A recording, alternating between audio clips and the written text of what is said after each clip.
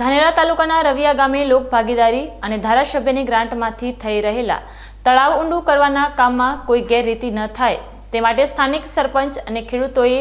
પારદર્શકતાની માંગ સાથે મોરચો સંભાળ્યો છે। ધાનેરા પંથકમાં ઉનાળો આવતાની સાથે જ પાણીનું સંકટ ઘેરું બનતું જાય છે, ત્યારે જળ સંગ્રહ માટે તળાવો ઊંડા કરવા એ આ વિસ્તારની સૌથી મોટી જરૂરિયાત છે। ધાનેરા તાલુકાના ગ્રામીણ વિસ્તારોમાં વર્ષો જૂના તળાવો આવેલા છે, પરંતુ ચોમાસા દરમિયાન વરસાદી પાણીના જોરદાર વહેણના કારણે આ તળાવોની પાળો ધોવાઈ જતી હોય છે। હવે જ્યારે વરસાદી પાણી અને પાઇપલાઇન મારફતે આ તળાવોને ભરવાની યોજનાઓ પર કામ ચાલી રહ્યું છે, ત્યારે પાણીનો સંગ્રહ વધુ થાય તે માટે તળાવોને ઊંડા કરવાનું ભગીરથ કાર્ય શરૂ કરાયું છે। અત્યારે ધાનેરા મતવિસ્તારના ધારાસભ્ય માવજીભાઈ દેસાઈની 2 લાખ રૂપિયાની ગ્રાન્ટ અને એક સામાજિક સંસ્થાના 4 લાખ રૂપિયા મળીને કુલ 6 લાખ રૂપિયાના ખર્ચે તળાવો ઊંડા કરવાની કામગીરી ચાલી રહી છે।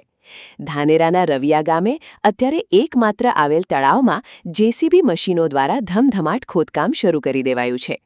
પરંતુ સ્થાનિક ખેડૂતો અને જાગૃત નાગરિકોની એક જ માંગ છે કે આ કામગીરી તદ્દન પારદર્શક રીતે થવી જોઈએ। ઇતિહાસ સાક્ષી છે કે ધાનેરા તાલુકામાં અગાઉ સિંચાઈ વિભાગ દ્વારા જળ સંચય અને જળ સંગ્રહના નામે લાખો કરોડો રૂપિયાના ખર્ચા કાગળ પર બતાવીને મોટો ભ્રષ્ટાચાર આચરવામાં આવ્યો છે, છતાં તળાવોની પરિસ્થિતિ એની એ જ રહી છે। આ વખતે એવું ન થાય અને કોન્ટ્રાક્ટર કોઈ ગેરરીતિ ન આચરે તે માટે રવિયા ગામના સરપંચ ખેંગારભાઈ પોતે કાળજાળ ગરમીમાં તળાવ પર હાજર રહીને કામ પર સીધી નજર રાખી રહ્યા છે। સરકારી નિયમો અને એસ્ટિમેટ અનુસાર આ તળાવમાંથી કુલ 12,000 CMT માટી ખોદીને બહાર કાઢવાની હોય છે,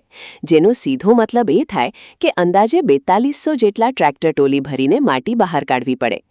આ સાથે જ તળાવની યોગ્ય સફાઈ અને લેવલિંગનું કામ પણ કરવાનું થાય છે। ધારાસભ્ય માવજીભાઈ દેસાઈએ ધાનેરાના ખેડૂતોને પાણીદાર બનાવવા નર્મદાના નીરથી તળાવો ભરવાની મંજૂરી તો અપાવી દીધી છે, પણ હવે આ 6 લાખ રૂપિયાની પૂરેપૂરી રકમનો સદુપયોગ થાય અને કામ એકદમ ક્વોલિટીવાળું થાય તે જોવા માટે આખું ગામ એકઠું થયું છે। સુકારો 295 નંબરનો છે અને એમાં કામગીરી ચાલુ છે કોન્ટ્રાક્ટરવાળા, અને જો એમાં કોઈ આગા પાછું છે તો અમે ચલાવીશું નહીં, અને કોમ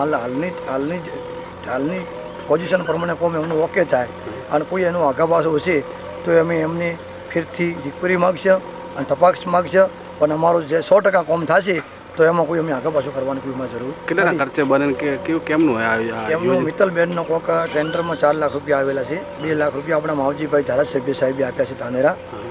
અને એમના સહયોગથી 6 લાખ રૂપિયા અમને આ તળાવ માટે સુકારામ 295 માથે મળેલા છે, અને અમારા બધા ગામનો સહયોગ છે કે સારું કામ થાય અને તળાવ ઊંડા ગયેલા, તળાવ જેટલું ઊંડું થાય સારું કામ થાય એમાં બધા ગામ અમારું ખુશી છે। કેટલી માટી કાઢવાની કેટલા દિવસ માટી 4500 ટોલા કાઢવાની છે અંદરથી, એમનું કેવું બરોબર 4500 ટોલા કાઢવાના છે, એમને કેટલા કાઢ્યા છે એ મારે જોવાનું છે, અને હું રોજની સવાર એક દવા રાખો જ છું કાયમી,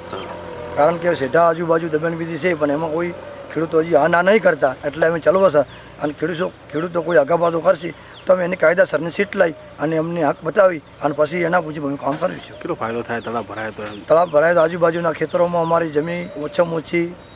400 વીઘા જોડે આજુબાજુ પડી, એમને બધાનો પીત થાય અને ખેડૂતોમાં સહયોગ થાય, ખેડૂતોને પાણી મળે તો ખેડૂતોનું જીવન પાણીથી જ ચાલે છે, અને પશુપાલકનો ધંધો છે અમારો બધાનો, અને પશુપાલક પાણી આધારિત છે, એના માટે આ તળાવમાં અમને ખૂબ મિત્તલબેનનો કોન્ટ્રાક્ટરનો અને અમારા માવજીભાઈ ધારાસભ્યએ અમને 2 લાખ રૂપિયા આલ્યા, તો ને એવો માવજીભાઈ બીજે તળાવો આપી તો અમે ગામ લોકો બધા ખુશી, અને અમને માવજીભાઈએ ખૂબ સહયોગ કર્યો ધારાસભ્ય, એમનો ખૂબ આભાર। ધાનેરાના રવિયા ગામે સરપંચ અને સ્થાનિક ગ્રામજનોએ જે જાગૃતતા દાખવી છે તે ખરેખર પ્રશંસનીય છે।